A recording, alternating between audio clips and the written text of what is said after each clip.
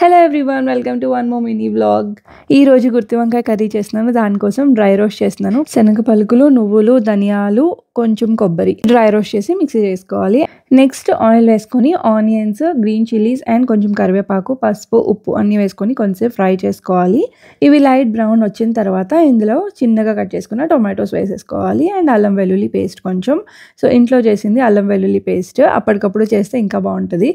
And వంకాయలు ఇలా cut చేశాను, గుర్తు వంకాయలానే కానీ పొడుగ్గా కట్ చేసుకున్నాను అనమాట. అవి కొంచెం సాఫ్ట్ అయ్యే వరకు అలా మూత పెట్టుకొని ఈ లోపు మజ్జిగ చారు చేస్తున్నాను. అండ్ మజ్జిగ చారుకి కవ్వం లాగా దీన్ని యూజ్ చేస్తున్నాను. సో ఇలా క్విక్గా అయిపోతుంది. అందులోనే కొంచెం సాల్ట్ అండ్ చిన్నగా కట్ చేసుకున్న ఆనియన్స్ అలాగే వేసేస్తున్నాను. అండ్ దీనికి తాలింపు వేసేసుకుంటే సరిపోతుంది. మజ్జిగ చారు రెడీ.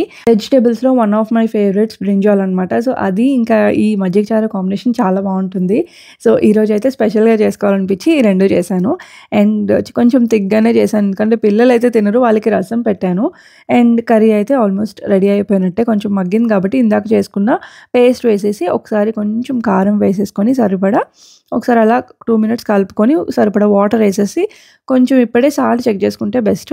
అండ్ కొంచెం దగ్గరికి అయిన తర్వాత కొత్తిమీర వేసుకొని సర్వ్ చేసేసుకోవడమే. ఇది వేడి వేడి రైస్లోకి అండ్ చపాతీలోకి చాలా బాగుంటుంది. ఈ రోజు లంచ్కి అన్ని నా ఫేవరెట్స్: గోంగూర పచ్చడి, వంకాయ కూర అండ్ మజ్జిగ చారు. అండ్ నేను ఇక్కడ ఒక యూస్ఫుల్ ప్రోడక్ట్ అయితే షేర్ చేస్తున్నాను. Bangle storage box.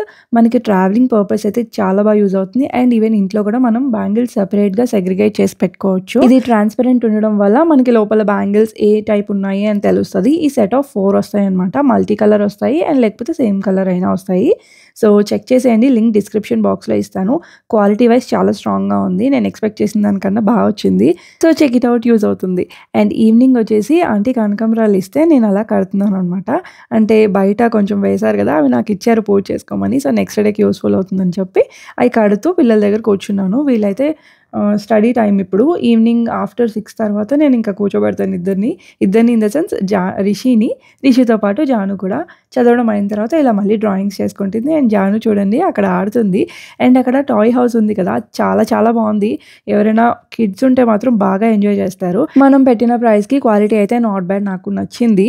అండ్ కలర్ఫుల్గా కిడ్స్ రూమ్లో చాలా బాగుంటుంది అనమాట. ఇక్కడ రిషి డ్రాయింగ్ అండ్ కలరింగ్ చేస్తుంటే తనని చూసి జాను కూడా అడిగింది అనమాట. తనకు ఒక డ్రాయింగ్ బుక్ అండ్ క్రేయాన్స్ ఇస్తే ఇలా వేసుకుంటుంది. సో ఇంకా మనం సెపరేట్గా ఇంకేం నేర్పించక్కర్లేదు. ఫస్ట్ కిడ్కి నేర్పించినట్టు సెకండ్ కిడ్ ఫస్ట్ కిడ్ని చూసి నేర్చేసుకుంటారు కదా, సో అలానే అవుతుందన్నమాట. సో ఎవరైనా కొత్త వాళ్ళు చూస్తే please subscribe, like, share and comment.